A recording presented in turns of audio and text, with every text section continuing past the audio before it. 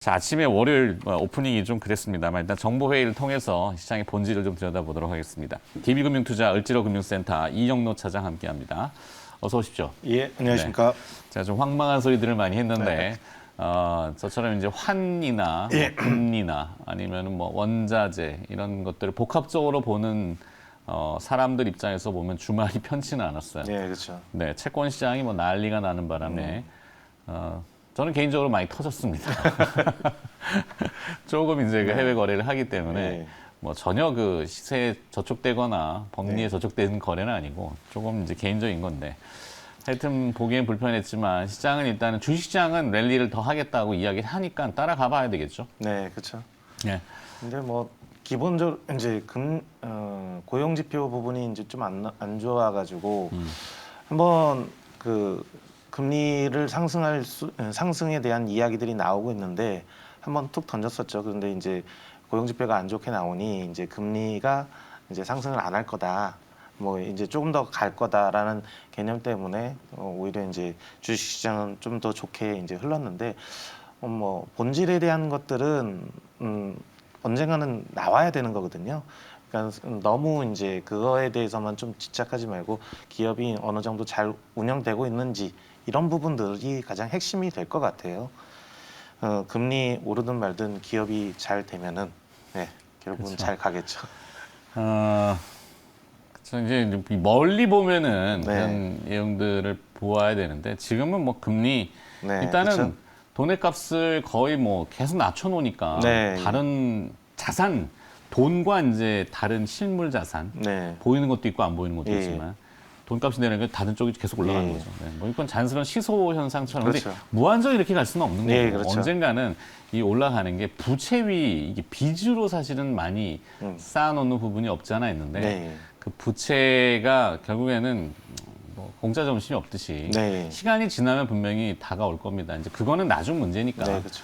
하여튼 당분간은 계속 또 달려보겠다고 하니 달려가는 쪽으로 같이 갑니다. 지금 뭐 오늘 들여다볼 거는 앞선 제가 이제 비트코인 얘기는 잠깐 해드렸는데. 네, 몇 가지- 오늘 제가 좀 이제 갖고 나온 종목은 네. 그 국내 이제 메이저 금융사 같은데. 예, 그렇죠. 금리 뭐 이런 이야기들 나올 때마다 이제 움직였던 그 은행 쪽은 다 그렇게 움직였었는데 일단 그걸 떠나서 말씀드렸듯이 회사가 언젠간 뭐 오를 수도 있고 이제 다시 또 이제 내리는 거는 지금은 쉽진 않겠지만 이제 올릴 수 있는 부분들도 있는데 KB금융을 오늘 좀 갖고 나왔습니다. KB금융을 보시는군요. 네. 이게 금리라는 측면으로 볼 게 아니라 금융사는 사실 이제 다양한 수익원들을 찾잖아요. 그렇죠. 그 예. 돈이 멈춰 있지는 않고 네, 예. 계속 움직이는 게 속성이기 때문에 네, 예. 금융회사는 거기에 맞게끔 움직여야 되는 거고. 그렇죠. 네. 근데 KB금융도 새롭게 뭔가를 지금 하고 있는 부분이 네, 있는 예. 것이 오늘 포착된 거잖아요. 네, 예. 그렇죠? 네, 그거 봅시다. 기존에 같은 경우는 이제 뭐 예전에는 금리가 높을 때는 은행들이 다른 일을 잘 안 하려고 했어요. 은행에 대한 뭐 예대마진이라든지 뭐 이런 부분들로만 이제 운영을 했었는데 이제 다양하게 이제 상품들을 출시하고 특히 KB금융 같은 경우는 은행 외에 이제 카드, 증권, 뭐 보험회사, 그다음에 뭐 저축은행 이런 부분들이 업이 이제 다양화돼 있습니다. 그래서 2021년도 사상 최대 영업이익을 이제 예상이 되고 있고요. 1분기만 예상되는 게 1조 7천억 대입니다. 네. 상당히 좀 높죠. 지금 현재 시가총액이 24조. 이제 올해 예상되는 게 5조 6천억 정도를 예상을 하는데 상당히 이제 실적이 잘 나오고 있습니다. 거기에다가 이제 올해 한 가을쯤 예상돼 있는 카카오뱅크의 상장 있지 않습니까? 이제 KB금융이 카카오뱅크의 지분도 들고 있어요. 9.3% 정도를 들고 있는데 이게 현재 그 보유하고 있는 시가총액 비율로 보면 한 9조 7천억 정도 예상이 되고 있거든요. KB금융이 갖고 있는 지분율이. 그러면은 지금 현재 시가총액 대비 보면은 이 자산의 가치만 놓고 보더라도 KB금융은 정말 싼 거죠. 네. 거기에다가 이제 좀 제가 이제 또 KB금융을 들고 나온 거는 해지랩스 해시드라는 기업과 같이 해가지고 법인 전문 디지털 자산 전문 기업 한국 디지털 에셋 코다라고 하는데요. 네. 이 기업을 이제 설립을 했고 이거에 대해서 이제 기업들 대상으로 코인을 보관해주는 이런 업을 올 이것도 가을쯤에 같이 이제 시작을 하겠다라고 해가지고 서비스 준비 중에 있습니다. 그래서 그 커스터디라는 표현을 저도 이제 썼는데, 네, 그렇죠. 이제 뭐 결제 대행해주고, 그다음에 위탁, 수탁해주고, 네, 예, 뭐 그러면서 수익 수수료를 남기고. 그렇죠. 근데 그런 품목 중에 이제 이런 가상자산들이 네, 지금 거래 시장이 굉장히 커졌잖아요. 네, 예, 근데 메이저 금융사들이 들어온다는 게 의미가 있고, 네, 뭐 지난주에 보면 해외 글로벌하게도 이제 5대 자산운용사 중에 피델리티가 네, 또 들어왔고, 골드만삭스, 뭐 노무라 네. 다 들어오더라고요. 예, 지금 전차 들어오고 있고 그 트렌드에 맞게 이제 같이 진행하는 부분이고요. 네. 기존에 같은 경우는 법인들은 이제 우리가 뭐 전자지갑 만들어 가지고 가상화폐를 거래를 하면은 우리가 갖고 있는 게 아니라 이제 그쪽에 보관돼 있지 않습니까? 네, 네. 근데 기업들은 이걸 할 수가 없었어요. 그런데 이제 이 부분에 시장 부분에 대해서 뛰어들겠다라는 부분들이거든요. 그래서 이제 기존에는 기업들이 이제 그 암호화폐를 사고 싶어도 그 직접적으로 장내에서 못 사니까 그 장외에서 서로 이제 갖고 있는 기업하고 거래를 해가지고 그거를 네.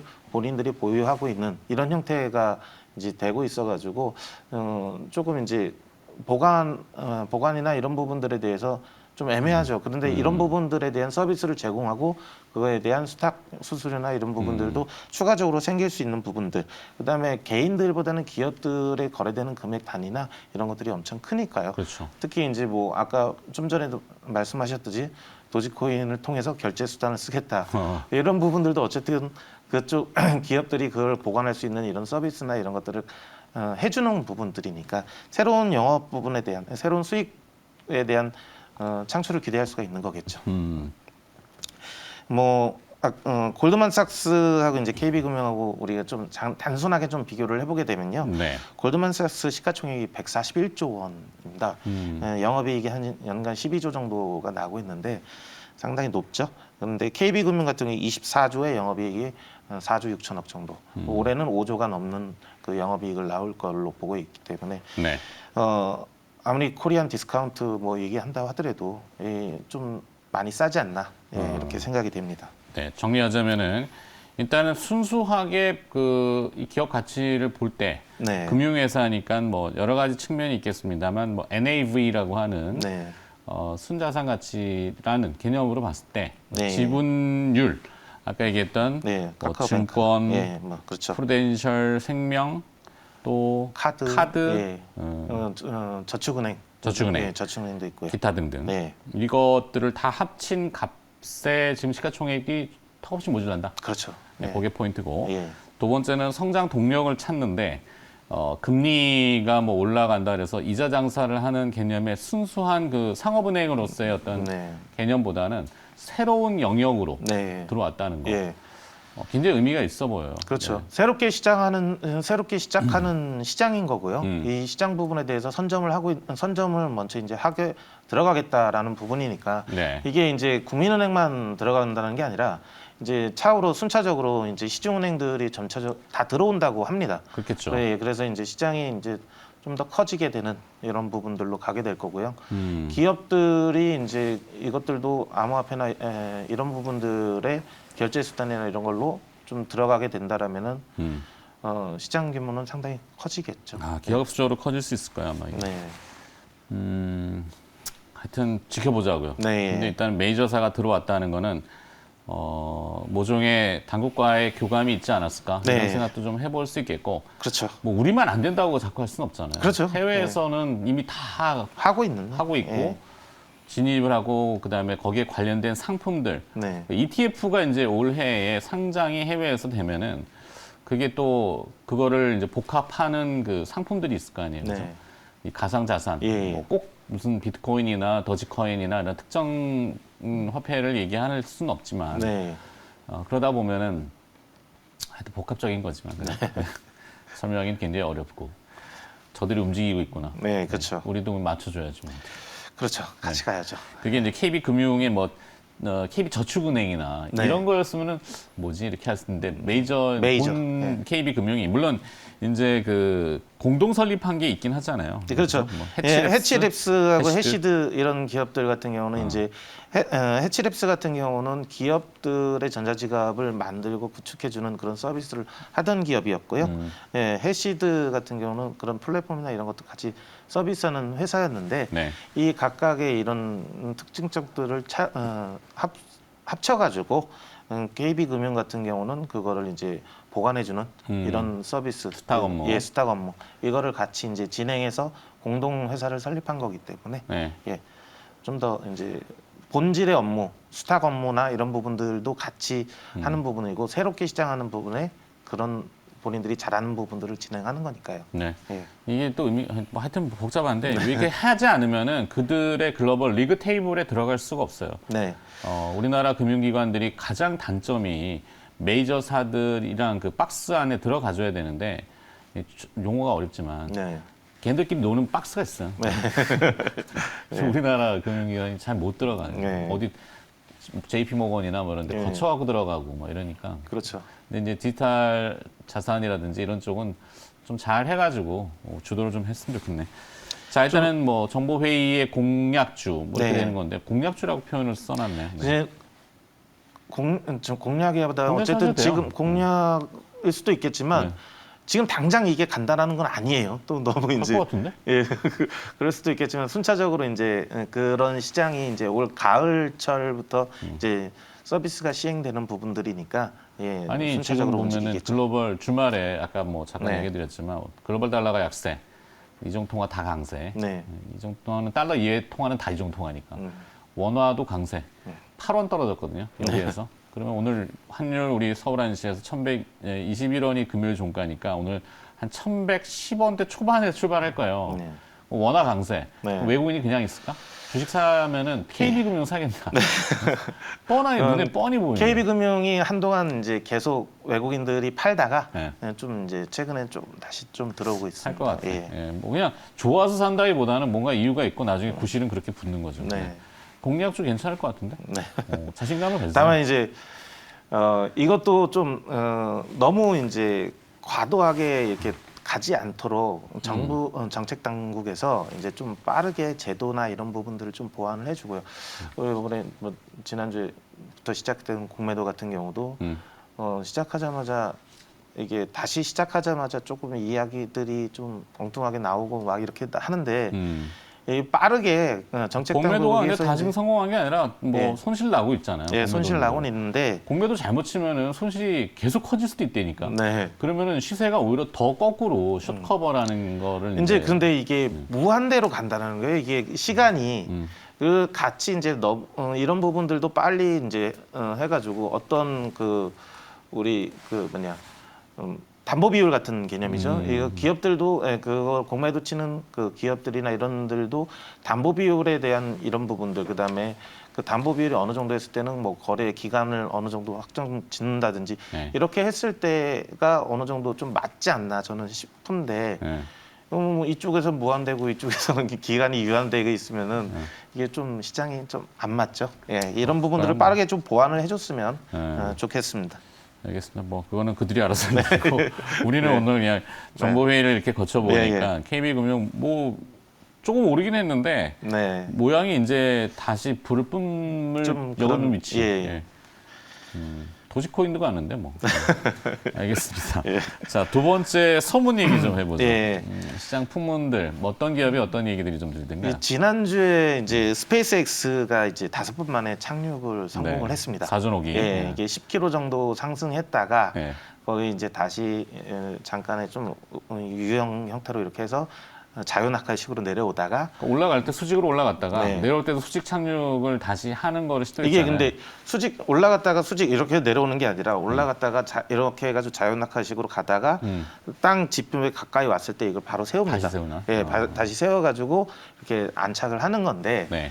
이거를 보시게 되면은 이제 자세 제어 부분, 그 다음에 이 무게를 버틸 수 있는 이제 내려올 때 천천히 내려오게 하는 추진력 부분 이런 부분들이 이제 아주 미세한 컨트롤 이런 부분들이 성공한 거죠. 5분 만에.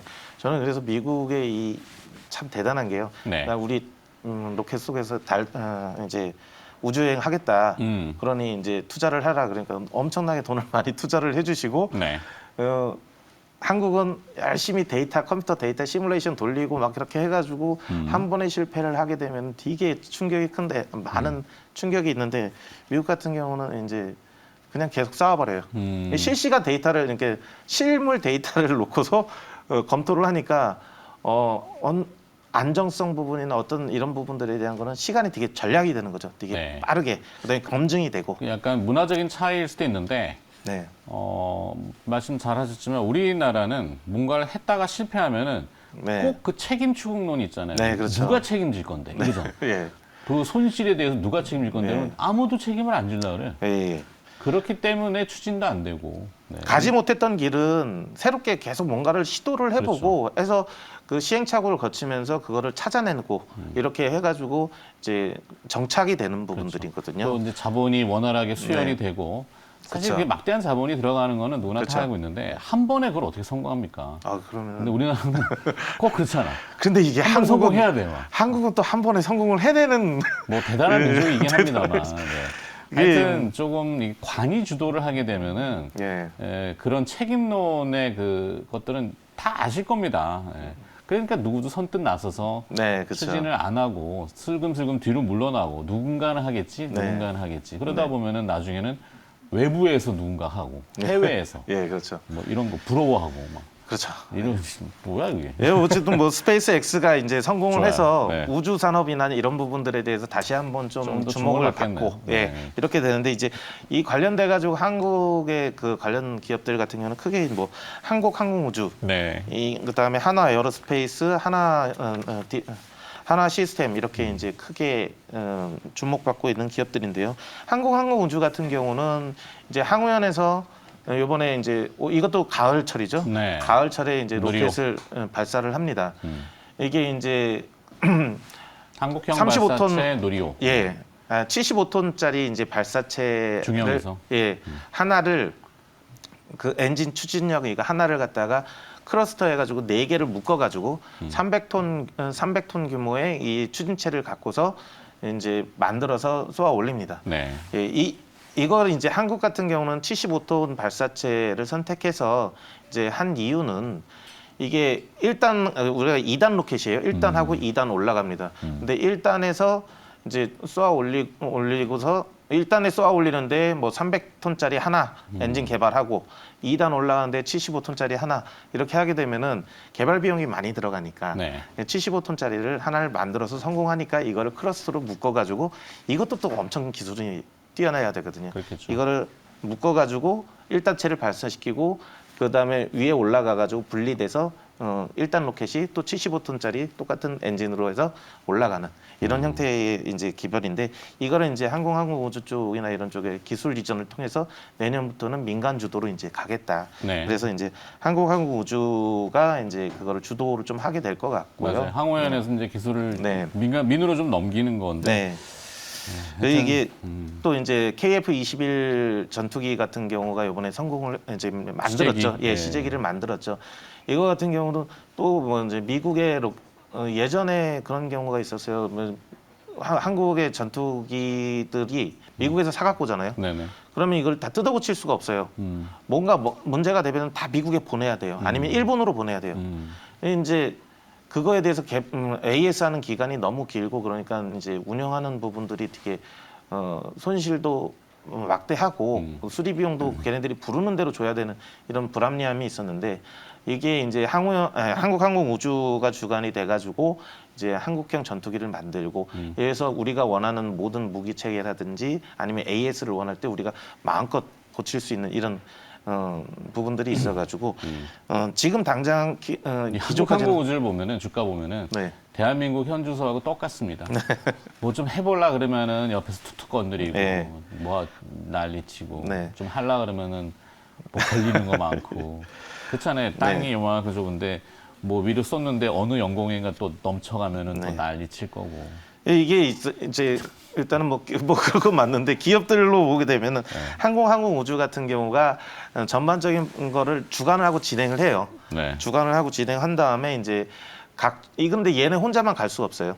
각종 이제 나눠서 파트별로 나눠가지고 만든 거를 갖다가 한국항공우주에서 전체적인 거를 컨트롤하고 진행을 하는 부분들이에요.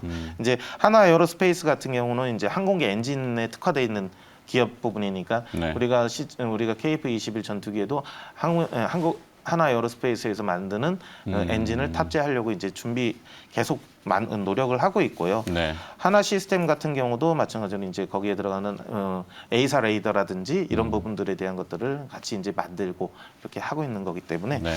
일단 한국항공우주가 제일 메인 큰아빠 같은 경우고요. 네, 메인스트림이죠. 이제, 네. 이제 쫙 그 밑에 상장 기업 중에는 같이 가는 거. 그래서 우주 관련된 기업으로 이 세 가지 또 한번 지켜봐야 되는 거 아닌가. 네. 오케이. 계속 지켜보자고요. 시간의 특징주하고 마무리해야 되겠습니다. 네. 지난 금요일 날 장 끝나고 어떤 특징주가 있었습니까? 특이점 같은 경우는 그게 없지만 이제 태업물산 같은 경우 주택 경기 실사 지수가 100을 돌파했다라는 것 때문에 이제 네. 건설업 경기 회복에 대한 기대감 이런 것 때문에 태업물산이 좀 상한가를 갔고요. 그다음에 아이진이라는 기업이 있습니다. 네. mRNA 백신 기술이 연내 임상 실험을 목표로 하고 있다라는 소식이 들리면서 이제 8.3% 정도가 올라갔습니다. 네. 예. 나머지 이제 기업들이 이제 실적이 잘 발표돼 가지고 올라간 기업들이 좀 있었고, 가지가 있고. 예, 몇 가지가 있고.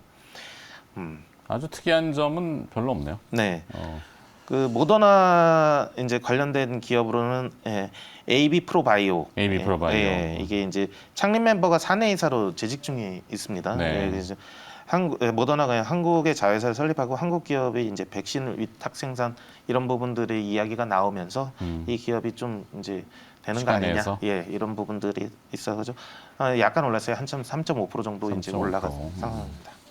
알겠습니다. 오늘은 하여튼 뭐 KB금융 이게 네. 제일 눈에 들어오는 귀를 쫑긋하게 만드는 정보사항이었습니다. 여기까지 할까요? 예. 알겠습니다. DB금융투자 을지로 금융센터입니다. 이영로 차장이 수고해 주셨습니다. 고맙습니다. 네, 감사합니다.